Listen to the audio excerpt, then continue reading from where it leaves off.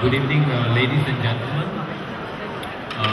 First of all, I have to thank FusionExcel for giving me the opportunity to make this short and brief presentation regarding mountaineering and the topic which is the theme of tonight's function, which is what you see is what you get. First of all, I'll give a little background information about myself and climbing. I started climbing about 14 years ago and started involved in high altitude mountaineering. First few years it was in the Alps in France and also in Southern Alps in New Zealand. Started in year 1999. I went over to started climbing in the Himalayas. So my first major expedition. My first major expedition was on Mount Everest. So we were together with the international team, and we became the first Asian to have climbed the east face of Everest. Mount Everest actually has close to 15 known routes.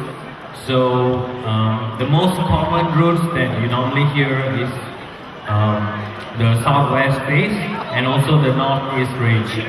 So east face is regarding is one of the most challenging. So this was what a proud achievement and actually paved the way for me to climb more peaks in the Himalayas, and I'll try to achieve a bigger success in mountaineering for Malaysia. So coming back to the presentation for tonight, so when I was given the topic of what you see is what you get, so I was happy because I can, as a climber, I can highly relate this to the activity of high altitude mountaineering, because in mountaineering, 20% of the success is dependent on the physical strength, and the rest of the 80% of the success essentially depend on your mental strength. So often the trick is to actually being able to see the right thing. When a mountaineer goes to an expedition, which is typical for about 1 month or 2 months, they will be subjected to all kind of elements of obstacles. So that one usually experience during their lifespan. So it is utterly important that a climber is able to see in a positive way when he's encountered these problems and obstacles. So what you see is really important.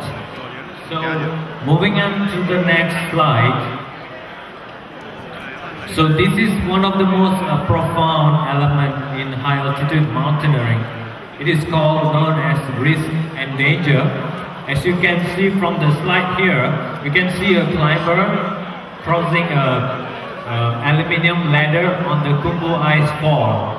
This is taken in the Everest, the south side, from the Nepal side.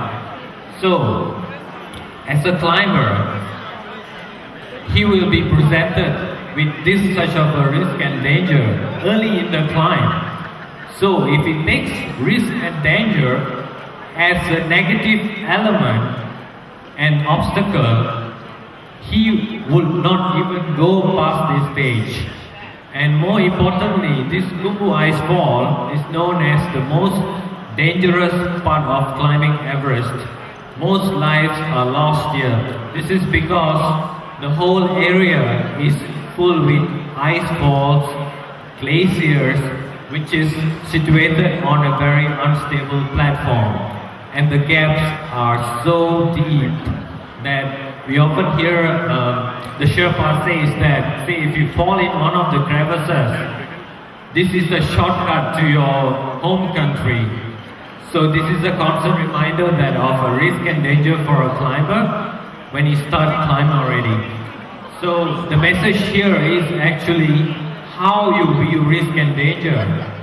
So a climber starts asking what it takes, what kind of risk that is present in this environment. Mount Choyu is the 6th highest mountain in the world at the altitude of 8,201 meters high. So we were there to perform an international speed ascent. We were trying for a record speed climb on this mountain, where usually it takes about 12 weeks to climb this mountain. We made the climb in about 4 weeks. So being a climber, one has to view tragedy and failure as hitting the wall. So whenever you fail, you can imagine the wall gets bigger and bigger. So this energizes you to find a new combination to solve a problem. Often there is a thin fine line between failure and success, and suddenly impossible things become possible. So what happened here actually, we started climbing with bare minimum of equipment, refusing to give up. So this enabled us to climb really fast instead of the original plan. So our record was, instead of climbing with oxygen and all these equipment, which will normally take about 22 hours non-stop from this camp to the summit and return, we were able to do it in just about 10 hours. Had it seen this tragedy as a failure or obstacle, we would have given up and returned to base camp. So this is very important. Always view setbacks as comebacks. Please remember this. Next slide, please. Fatigue and burnout. Ladies and gentlemen, in our daily life, in our work, in business environment, and of course in mountaineering, you'll be subjected a major force called fatigue. Fatigue can make cowards in all of us by turning work into an extreme endurance test. So, like I said before, there is a very thin line between success and failure. Often it just takes a little courage to move one step ahead towards your goal so that you can cross this line and save the day. So this picture again was taken last year on Mount Choyu. I was climbing with a Norwegian teammate here. So as we climb above the altitude of 7,000 meters, my friend, this Norwegian climber, he just stopped. He completely stopped.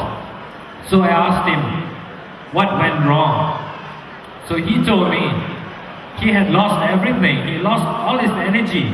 And his mental and his mind just went blank. He couldn't move on.